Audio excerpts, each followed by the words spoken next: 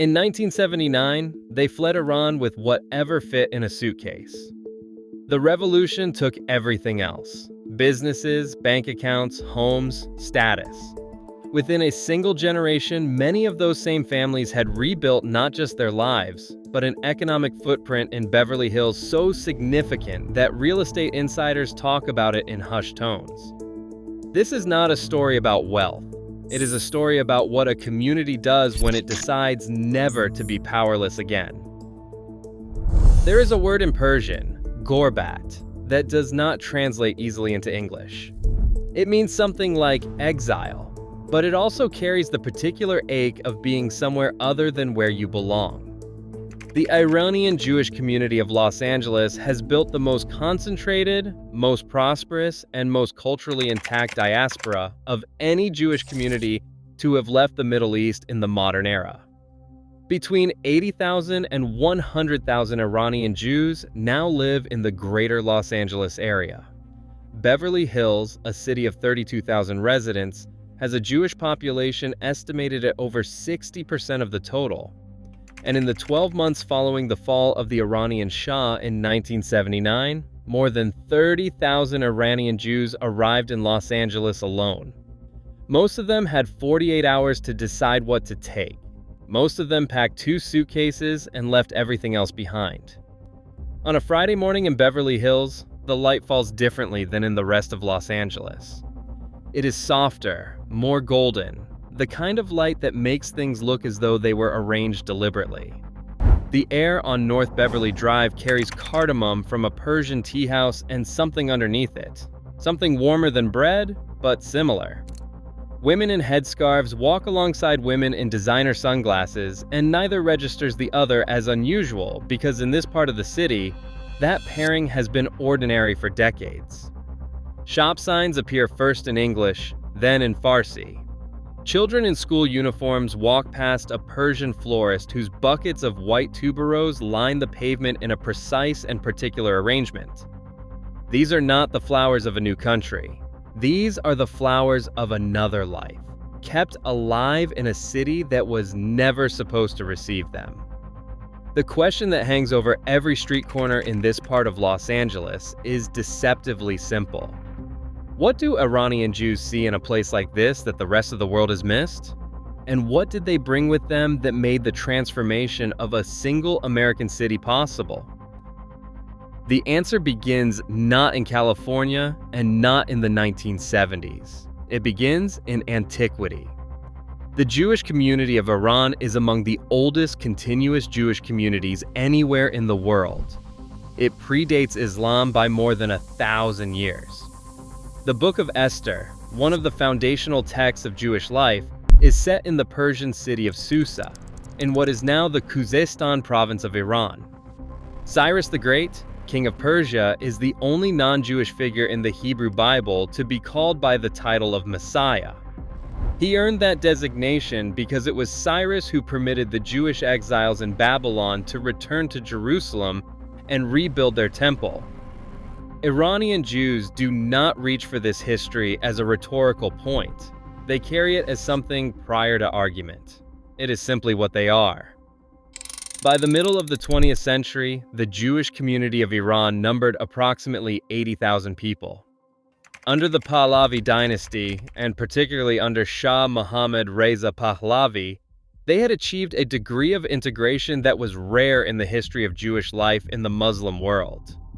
Jewish Iranians served in the professions, in universities, in business and commerce, in the arts and in government. Tehran had functioning kosher restaurants and Jewish schools and a communal infrastructure that was culturally rich and deliberately maintained. One community leader who was a young man in Tehran in the 1960s has spoken of how his family did not think of themselves primarily as a minority. They thought of themselves as Iranians who happened to be Jewish and who happened to be very, very Iranian about it. Then the revolution came. In January of 1979, the Shah fled Iran. In February, Ayatollah Ruhollah Khomeini returned from exile in France, and the Islamic Republic was declared. The new government did not immediately expel Jewish Iranians, but the direction of travel was unmistakable. In May of 1979, Habib El-Ghanian was arrested. He was one of the most prominent businessmen in Iran, a philanthropist, the president of the Tehran Jewish community, a man who had spent his life building institutions in the country his family had called home for generations. A revolutionary court tried him in a single session. The charges were Zionism, corruption, and contact with Israel. On the 8th of May, 1979, Habib El-Ghanian was executed by firing squad. He was 63 years old. The message the execution sent to the remaining Jewish community required no interpretation. Within 2 years, more than half of Iran's Jewish population had left the country. They did not scatter randomly across the world. There was already a small nucleus in Los Angeles, Iranian Jewish families who had come to California in the 1960s and early 1970s for education and for business. This nucleus became a signal. The word moved through the remaining community in Tehran and Shiraz and Isfahan with the speed of something that travels by breath. Go to Los Angeles. Go specifically to the area around Westwood and Beverly Hills. There are people there who speak your language and know your food and will help you find your feet in a city that does not yet know your name. The community that formed in Los Angeles in the 1980s did so with extraordinary speed and almost no external support. The established Ashkenazi Jewish community of Los Angeles was welcoming but culturally distant. Iranian Jews had their own liturgical tradition, their own cuisine, their own way of reading the calendar, their own understanding of what it meant to be Jewish that had developed across 2,500 years of Persian life. They did not wait to be absorbed into existing structures. They built their own. Within a decade of the first large wave of arrivals, there were Persian synagogues, Persian Jewish day schools, Persian Jewish newspapers, Persian Jewish professional associations, Persian Jewish charitable societies. By 1990, the community had established more than 30 synagogues in the greater Los Angeles area. One woman who arrived from Tehran in 1981 with her family and who has spent the subsequent 4 decades constructing community institutions explains the logic of that building impulse plainly. When you arrive with nothing and you cannot go back, you build as if your life depends on it, because it does. Every institution, she says, is an argument against disappearance. What is less visible from the outside, and what the institutions themselves do not always advertise, is the informal architecture that ran alongside all of this. Before the synagogues had permanent addresses, and before the schools had waiting lists, there were kitchens. Women who had arrived weeks or months earlier would cook for families who had just landed, feeding them Persian food in American apartments while helping them navigate a bureaucracy that spoke none of their languages. There were networks of older men who had established themselves in business in the 70s and who quietly extended lines of credit to newer arrivals.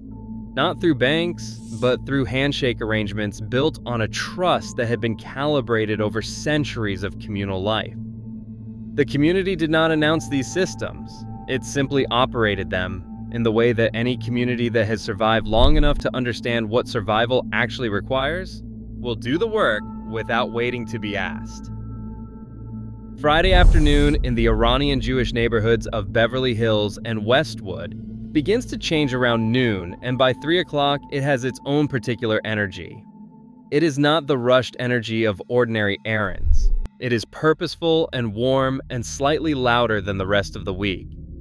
Persian bakeries along Olympic Boulevard and Westwood Boulevard push out their final rounds of sangat, the ancient flatbread baked on a bed of river pebbles, and noon lavash, thin and crackling at the edges, and fresh halva wrapped in cellophane. The smell is extraordinary. It is flour and sesame and rose water, and underneath all of that, something that is the smell of intention. This is Shabbat preparation. And in Iranian Jewish homes, it is an elaborate undertaking that begins in the morning and does not finish until sundown. The house is cleaned and decorated with a thoroughness that is not about hygiene, but about transformation, about turning an ordinary domestic space into something that deserves the day it is receiving. Fresh flowers are bought in quantity, white tuberose where possible, because tuberose is Persian and it is what flowers are supposed to smell and look like. The tablecloth has usually come from Iran, or is a careful copy of one that did. The food is a full Persian Shabbat menu that speaks the language of a civilization. Gourmet sabzi, the dense herb and kidney bean stew, takes 4 hours to make properly and cannot be rushed. Tachin, the saffron rice cake with its golden crust, requires patience and a particular quality of attention. The ash reshte, a thick herb soup with noodles and legumes, appears in Persian Jewish cookbooks that are themselves copies of handwritten recipes that go back generations, some of them written in kitchens that no longer exist in cities the writers can no longer visit. These are not dishes made once a week out of habit. They are acts of cultural memory performed with a knife and a pot. They are the cuisine of a people who learned centuries ago that if you cannot keep the building, you keep the recipe. On Friday evening, the streets of the residential neighborhoods east of Beverly Hills take on a quality that is not quite like anywhere else in Los Angeles. Families walk to synagogue in unhurried groups. The synagogues on Rexford Drive and Roxbury Drive and throughout the surrounding streets are not architecturally dramatic from the outside, but inside they hold a specific and deliberate beauty. The carpets are Persian, the candelabras are silver and ornate, the prayer books are printed in a typeface that is different from the Ashkenazi Siddur most American Jews recognize. The prayers are sung in a melodic tradition that carries the sound of a different continent, slower in places, ornamented in ways that require a particular kind of listening. A cantor at one of the Westwood synagogues who came to Los Angeles as a boy in 1980 and who has led Friday evening services for 30 years explains what happens to him when he sings certain melodies. He is not in California, he says. He is in the synagogue of his grandfather, which no longer exists in the form he knew it, in a neighborhood of Tehran that has been entirely transformed. The melody is the building. When you know that, he says, you understand why we sing the way we sing. You are not performing. You are preserving. Saturday morning in the Iranian Jewish neighborhoods of Beverly Hills is one of the quietest things you will encounter in Los Angeles. The streets carry a silence that is not empty, but chosen. The car parks of the synagogues are full and no engines are running. Old men sit in the courtyards after morning services, cracking sunflower seeds between their back teeth and arguing about the week's Torah portion with the specific intensity of people who have been doing exactly this together for decades. The arguments are affectionate. They happen in a mixture of Farsi and Hebrew and English that has its own grammar and its own running jokes and its own rules about who is allowed to say what to whom in which language. The children are everywhere in this community, and the schools that serve them carry enormous weight. The Valley Torah High School on Raymer Street in North Hills, the Shalhevet School on Fairfax Avenue, the Gindi Maimonides Academy in the Pico Robertson area. These institutions draw from across the community and are regarded with a seriousness that goes beyond academic ambition. One teacher at a Persian Jewish day school in the Pico Robertson neighborhood describes what the parents who send their children to her want from the school. They are not simply interested in achievement, she says, though the expectations are serious and the results reflect it. They are interested in transmission. They want their children to know exactly who they are before the world tells them who to be. That knowing, she says, is treated as more important than almost anything else the school provides. Sunday, in this community, is not a day of rest. Sunday is when the social world is at its most visible and its most deliberate. The Westwood Farmers Market on Sunday mornings has a section that operates like a corner of a Persian bazaar, dried mulberries and pistachios and fresh fenugreek and pickled turnips sold by vendors who shift easily between English and Farsi, depending on who is standing in front of them and who have been selling to the same families for 20 years. At the Persian Jewish Community Center on Wilshire Boulevard, the programming runs continuously through the week. Persian language classes for grandchildren who grew up speaking English, lectures on the history of the Jewish community in Iran, mentoring programs for more recent arrivals who continue to come in smaller numbers from Iran and Israel and other nodes of the diaspora. A community elder who arrived in 1980 and who now runs a program connecting newly arrived Iranian Jewish families with established households in the area describes his work without ceremony. Every family that arrives without a network is like a ship without a port, he says. His job is to be the port. He has been doing this for 40 years. He does not call it charity, and he does not call it service. He calls it what families do. The prosperity of the Iranian Jewish community in Beverly Hills is real, and it is visible. Iranian Jewish developers built several of the most significant residential towers in the Beverly Hills and Wilshire corridor during the 1990s and 2000s. Iranian Jewish entrepreneurs are prominent in garment manufacturing, in technology, in finance and real estate, in medicine, and in the law. On the residential streets east of the commercial center, behind gates and behind hedges, the houses reflect the scale of what has been built in 2 generations on American soil. The success is not incidental. It was constructed with full awareness that in a new country where you do not yet have history, economic foundation is a form of protection. But the prosperity carries its own tensions, and they are not simple. The first tension runs through the community itself. Iranian Jews in Los Angeles are not a single thing. There are those who are deeply observant and those who are secular in ways that would have been unimaginable to their grandparents. There are generational fractures that do not announce themselves but are felt in the silences between parents and children at Friday night tables.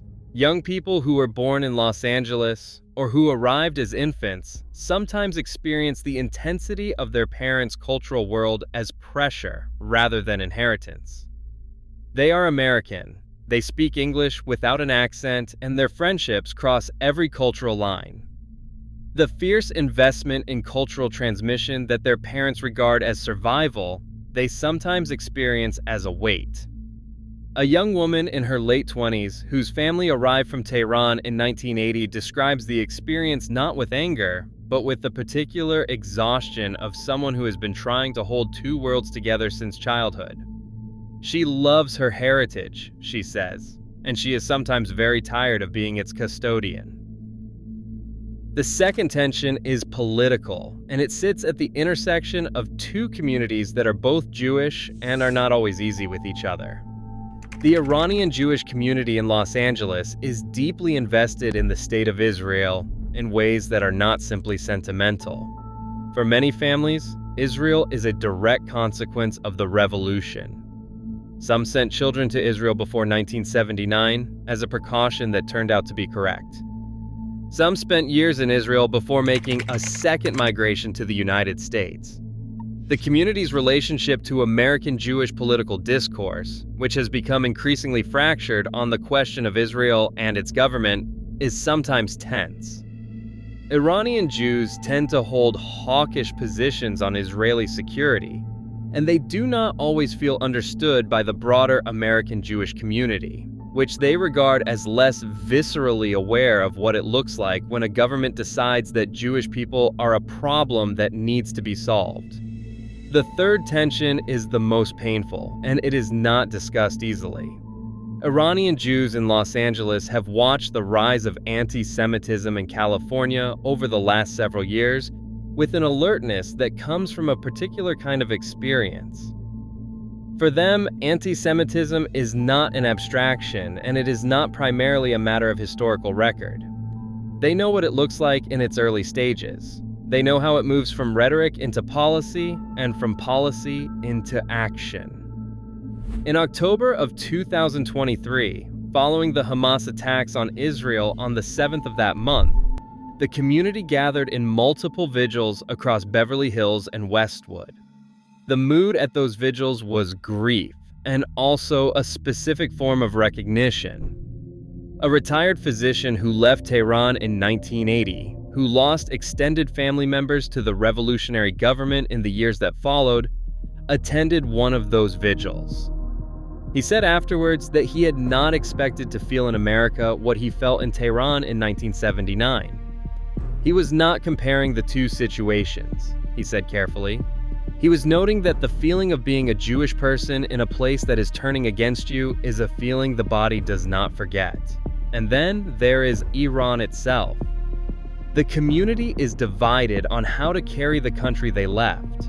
Some Iranian Jews will not speak of Iran in any register that suggests tenderness. They will not listen to Persian music from the era before the revolution because the music carries a version of Tehran that no longer exists, and the grief of that is not something they are prepared to visit. Others maintain a love for Iran that is fierce and complicated and entirely distinct from any approval of its government. They watch Iranian cinema. They read Rumi and Hafez and Farooq Farrokhzad in Persian. They teach their grandchildren Farsi, not as a political statement, but because the language is the country in a way that borders and governments cannot be. One filmmaker within the community who has spent years making documentary films about the Iranian Jewish diaspora says that his subjects cry at a specific kind of moment. It is when they hear Persian music from before the revolution, music from a country that in a sense no longer exists. They are not crying for what they lost, he says. They are crying because they did not know until that exact moment that they still loved it as much as they do. On a Friday evening in late autumn, when the light in Los Angeles turns amber and the air cools slightly towards something that might be a season, a woman on a residential street in Beverly Hills lights 2 candles in her kitchen window. She has done this every Friday evening for 45 years. First in a small apartment in Westwood where she arrived with her children and almost nothing else. Then in the house her son bought for her so she would not be alone. The candles are small and white and ordinary. They burn in the window for the length of the evening. In the courtyard of a synagogue 3 streets away, the last men from Friday evening services stand in the cool air, speaking Farsi, and laughing about something that does not require explanation. A boy of perhaps 6 runs between their legs and nobody stops him. The candles burn down, the voices carry,